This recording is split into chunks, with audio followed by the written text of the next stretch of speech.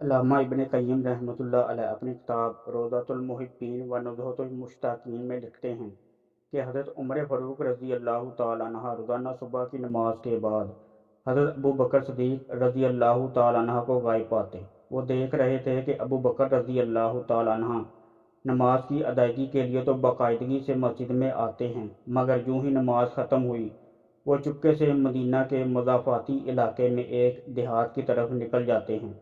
کئی بار ارادہ بھی کیا کہ سبب پوچھ لیں مگر ایسا نہ کر سکے۔ ایک بار وہ چپکے سے حضرت ابو بکر صدیق رضی اللہ تعالیٰ عنہ کے پیچھے چل دیے۔ حضرت ابو بکر رضی اللہ تعالیٰ عنہ دیہات میں جا کر ایک خیمے کے اندر چلے گئے۔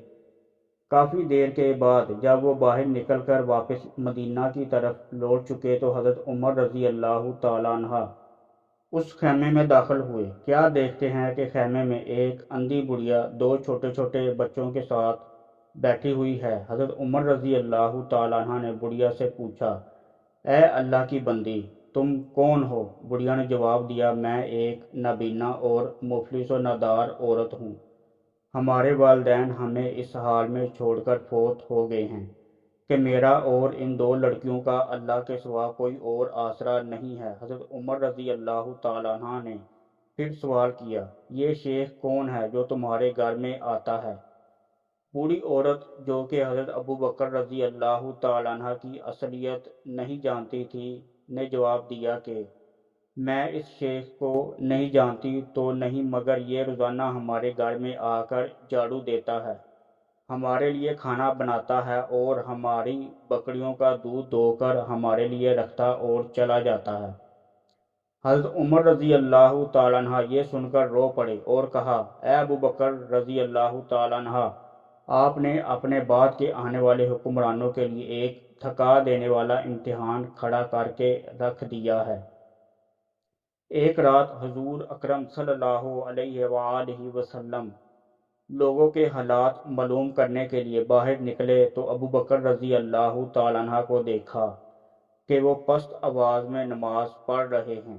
پھر تھوڑی دیر کے بعد آپ صلی اللہ علیہ وآلہ وسلم کی نظر حضرت عمر رضی اللہ تعالیٰ عنہ پر پڑی تو دیکھا کہ وہ بلند آواز سے نماز پڑھ رہے ہیں۔ بعد ازاں جب وہ دونوں حضور صلی اللہ علیہ وآلہ وسلم کی خدمت میں حاضر ہوئے اور آپ صلی اللہ علیہ وآلہ وسلم کے سامنے بیٹھ گئے تو آپ صلی اللہ علیہ وآلہ وسلم نے پوچھا، اے ابو بکر رضی اللہ تعالیٰ عنہ، میرا گزر تیرے پاس سے ہوا تو میں نے دیکھا کہ تم بڑی پست آواز میں نماز پڑھ رہے تھے۔ ابو بکر صدیق رضی اللہ تعالیٰ عنہ نے عرض کیا، یا رسول اللہ صلی اللہ علیہ وآلہ وسلم، میں اس ذات کو سنا رہا ہوں جس کے ساتھ میں سرگوشی کر رہا تھا۔